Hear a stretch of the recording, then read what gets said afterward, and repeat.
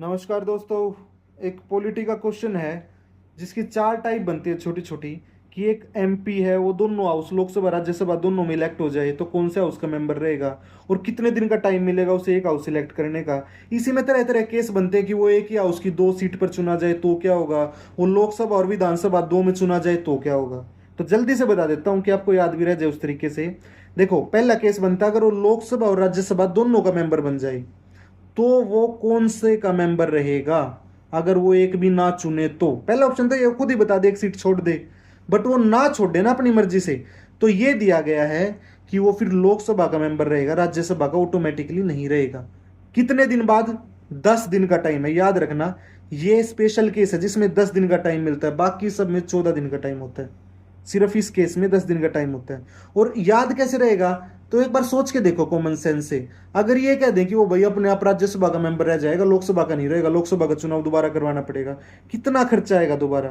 तो इसलिए वो लोकसभा का मेंबर रह जाएगा, राज्यसभा का चुनाव दोबारा करवा लेंगे, सस्ते में निपट जाता है। पहला केस था। दूसरा केस ये हो सकता है एक ही हाउस की दो सीट पे चुना जाए। जैसे नरेंद्र मोदी है, दो सीट से लड़ते हैं शुरू में। एक तो वहां से गुजरात से किससे लड़े थे और एक वाराणसी से। बाद में उन्होंने गुजरात वाली छोड़ दी 2014 के इलेक्शन में। राहुल गांधी अभी 2024 के इलेक्शन में केरल के वायनाड से और यूपी की बरेली वगैरह कहां से हार गए थे। अगर दोनों जगह से जीत जाए ना एक बंदा, लोकसभा में दो सीट जीत जाए, तो उसके पास 14 दिन का टाइम होता है कोई एक सीट सेलेक्ट कर ले। 14 दिन में ना कर पाए तो दोनों से हाथ धो बैठता है। दो केस हो गए।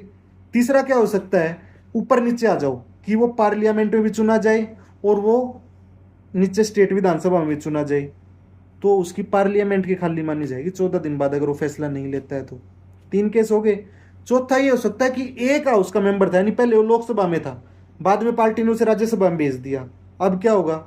जिस दिन से वो दूसरे हाउस में गया है ना, उस दिन से ही पहले हाउस की मेंबरशिप खत्म। कोई 10-14 दिन तक दो हाउस का मेंबर नहीं रहेगा वो। जैसे ही अगले हाउस का मेंबर बना, पहले वाले हाउस की मेंबरशिप खत्म। और लास्ट एक छोटा सा जो कभी वैसे आता नहीं बट फिर भी बता देता हूं कि स्टेट में भी तो दो हाउस होते हैं, कई स्टेट में विधानसभा और विधान परिषद। अगर वो दो का मेंबर बन जाए तो क्या होगा? इसमें स्टेट का रूल चलेगा। हर स्टेट अपना को रूल खुद बना सकती है। तो ये क्वेश्चन इसलिए पूछते हैं नॉर्मली। ठीक है। जय हिंद, बाय।